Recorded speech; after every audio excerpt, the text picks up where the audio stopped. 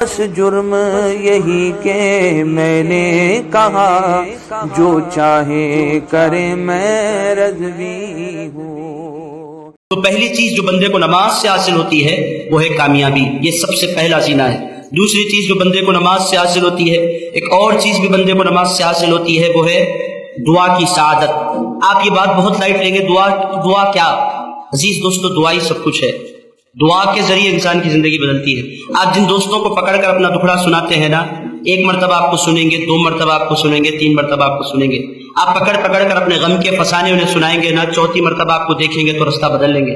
یہ پرانی سٹوری ڈالتا بھائی نے پکڑتے کہ وہی پرانے قصے سناتا، ڈرونی زندگی کے ٹینشن۔ کوئی آپ کی زندگی کے ٹینشن سننا نہیں چاہتا۔ اگر آپ چاہتے ہیں کہ آپ کا کوئی ٹکڑا سنے، میرے دوستو ایک ذات ہے جو ہر ایک کی سن لیا کرتی ہے، اس ذات کا نام پروردگار ہے۔ عزیز دوستو، اللہ رب العزت آپ کی سننے کے لیے تیار ہے۔ وہ نہ صرف سنتا ہے، اجیب دعوت الداعی اذا دعان، اللہ پاک ارشاد فرماتا ہے جب پکارنے والا مجھے پکارتا ہے، کوئی جواب دے یا نہ دے، میں پروردگار اس کا جواب دے دیا کرتا ہوں۔ عزیز دوستو، حضرت جبریل امین علیہ السلام کے بارے میں آتا ہے، ایک مرتبہ حضرت جبریل امین سدرۃ المنتہا پر بیٹھے تھے، اللہ پاک کی آواز سنی، اللہ رب العزت نے ارشاد فرمایا لبیک یا عبدی، لبیک یا عبدی، لبیک یا عبدی، اے میرے بندے میں حاضر ہوں، اے میرے بندے میں حاضر ہوں، اے میرے بندے میں حاضر ہوں۔ حضرت جبریل امین علیہ السلام نے ارشاد فرمایا یہ کون بندہ ہے جس کو اللہ کہہ رہا ہے میرے بندے میں حاضر ہوں؟ اسے ڈھونڈنا چاہیے۔ حضرت جبریل امین اترے زمین پر، سب سے پہلے کعبہ گئے، چونکہ سب سے مقدس مقام سمجھا جاتا ہے، کعبہ شریف تشریف لے گئے، پورا کعبہ ڈھونڈا۔ مولانا جلال الدین رومی رحمۃ اللہ علیہ نے لکھا پورا کعبہ ڈھونڈا، وہ بندہ نہیں ملا۔ اس کے بعد سیدھے وہاں سے نکل کر بیت المقدس گئے تاکہ وہ بندہ مل جائے۔ اس بندے کو بیت المقدس میں تلاش کیا، وہ بندہ انہیں نہیں ملا۔ بیت المقدس سے نکلے، مسجد اس بندے کو تلاش کیا، وہ بندہ انہیں نہیں ملا۔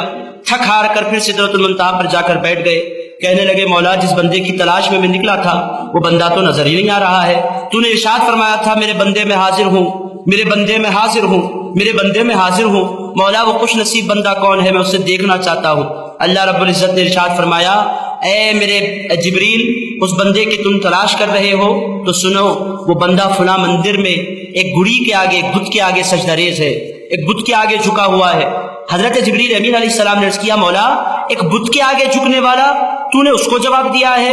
ارشاد فرمایا اس کا دل ٹوٹا ہوا تھا، وہ صبح سے رو رہا تھا، آنسو بہا رہا تھا اور پکارے جا رہا تھا یا صنمو، یا صنمو، یا صنمو۔ عربی میں صنم کہتے ہیں معبود کو، آپ جس کو ہمارے زبان میں گڑی کہتے ہیں، جس کے آگے بندے جھکتے ہیں، ہمارے ہندو بھائی جن کی پوجا کرتے ہیں۔ یا صنمو، ایک گڑی اس نے بنا رکھی تھی، اس کو پکارے چلے جا رہا تھا۔ اللہ پاک نے ارشاد فرمایا جبریل وہ اسے پکار رہا تھا، اس کی زبان پھسلی اور اس کی زبان سے یا صنمو کی بجائے یا صمدو نکلا۔ ایک مرتبہ اس کی زبان سے یا صمدو نکلا۔ اے جبریل اگر میں بھی جواب نہیں دیتا تو اس بت میں اور مجھ میں کیا فرق رہ جاتا تھا؟ میں نے اس واسطے جواب دیا ہے کہ بندوں کو پتا چلے۔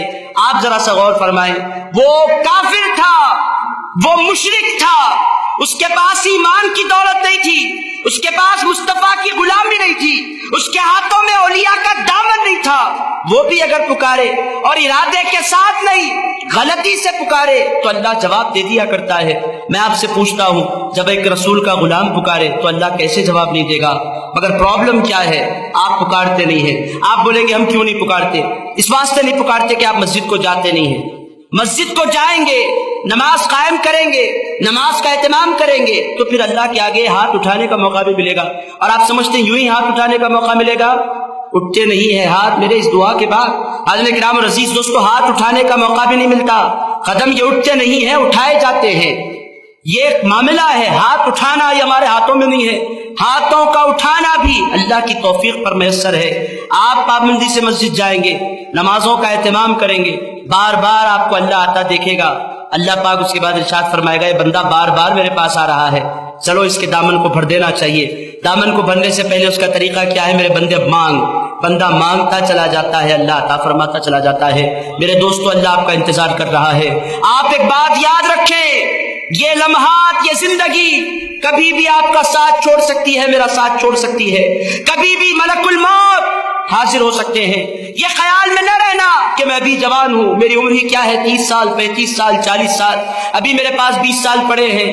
یہ غلط خیال ہے جو آپ کے ہمارے ذہنوں میں پایا جاتا ہے. ملک الموت جب آتے ہیں زندگی پوچھ کر نہیں لیتے, وہ آتے ہیں تو انسان کی روح قبض کر لیا کرتے ہیں. میرے دوستو, عبادت اور خصوصیت کے ساتھ دعا, حضور کا طریقہ کیا تھا؟ خود قرآن کہتا ہے استعینوا بالصبر والصلاۃ, اے لوگوں کامیابی حاصل کرو, مدد حاصل کرو نماز سے, مدد حاصل کرو صبر سے. میرے دوستو, صبر نماز سے مدد حاصل کرنے کی اللہ نے تلقین کی ہے. تو دوسرا فائدہ نماز پڑھنے کا میں نے آپ کی خدمت میں رکھا, دعا کرنے کی توفیق کا مل جانا. میرے دوستو, یہ بہت بڑی توفیق ہے, یہ بہت بڑی توفیق ہے, یہ بہت بڑی توفیق ہے, یہ بہت بڑی سعادت ہے کہ بندہ اللہ کو پکارے, بندہ اللہ کی بارگاہ کی طرف رجوع کرے, بندہ اپنے دامن کو پھیلائے. ہم وہ لے لیجئے تم کو جو راضی کرے, تم کو جو راضی کرے, ٹھیک ہونا میں